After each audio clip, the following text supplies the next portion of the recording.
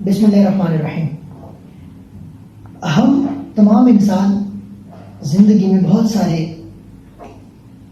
سوچوں کے باعث ان سوچوں کو بنیاد بنا کر فیصلے کرتے ہیں.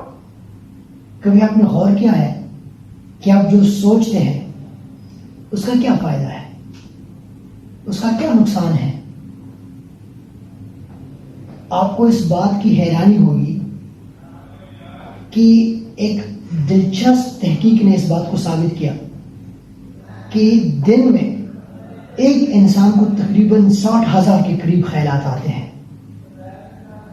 ان میں سے کچھ سوچیں ایسی ہوتی جن پہ ہم توجہ دیتے ہیں، اس کی بنا پر زندگی کے فیصلے لیتے ہیں، اور کچھ ایسی ہوتی ہے جو ہم اگنور کر دیتے ہیں، اور یہ زیادہ تر ایسی سوچیں ہوتی ہے جو ہم اگنور کرتے ہیں.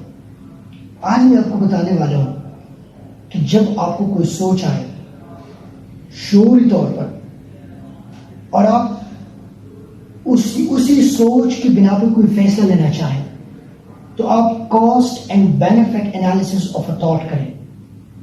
میں اس کو سمپلیفائی کرنے کی کوشش کرتا ہوں آپ کے سامنے. کاسٹ اینڈ بینیفٹ، اس کا مطلب یہ کہ فائدے اور نقصانات گننا شروع کریں، کیونکہ ہم جو فیصلے لیتے ہیں وہ کسی ایک خاص سوچ کے تحت لیتے ہیں. کوئی سوچ آتی ہے تو ہم فیصلہ لیتے ہیں. جب بھی آپ کو کوئی ایسا سوچ آئے جس کے بنا پہ آپ نے فیصلہ کر لینا ہے، مثلا ایک بہت سادہ مثال دیتا ہوں. آپ چاہ رہے ہیں کہ میں ایک کورس جوائن کروں، ایک سوچ آئی آپ کو، ایک آئیڈیا آیا کہ میں فلاں شہر جاؤں، یہ ایک سوچ ہے. اب آپ نے دیکھنا ہے کہ اس کے فائدے اور نقصانات کیا ہیں. کیا یہ میرے لیے ضروری بھی ہے اس وقت اس سوچ پہ عمل کرنا؟ کیا یہ فیصلہ لینا میرے لیے ضروری بھی ہے؟ جب آپ یہ سوچ لیتے ہیں اور یہ کاسٹ اینڈ بینیفٹ انالیسس کرتے ہیں تو آپ کے فیصلے میں وزن آ جاتا ہے، آپ کے فیصلے میں طاقت آ جاتی ہے، آپ کے فیصلے میں ایکوریسی آ جاتی ہے، آپ زیادہ کامیاب فیصلے کرنے کے قابل بن جاتے ہیں.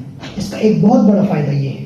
تو ہمیشہ cost and benefit analysis of a thought کیا کریں، سوچوں کو دیکھیے، اس کا جائزہ لیں، اس کا کھرچ کر مطالعہ کیجیے کہ میں جو سوچتا ہوں یہ پازیٹیو ہے یا نیگیٹو. پہلے تو یہ سوچیں.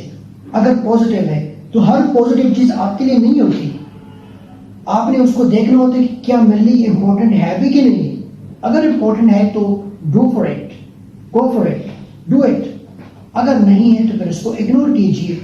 ہر جگہ اپنی ٹانگ گڑانا اور ہر جگہ اپنے فیصلے لینا، ہر جگہ اپنے آپ کو آگے رکھنا، یہ کبھی بھی کامیاب انسان کی صفات نہیں ہو سکتی.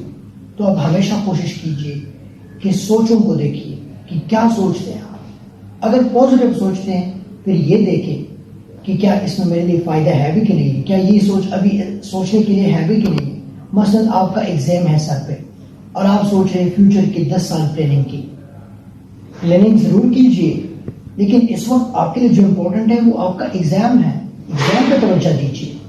میں امید کرتا ہوں کہ آپ اس ٹیکنیک کو ضرور اپنی زندگی میں شامل کریں گے. بہت شکریہ.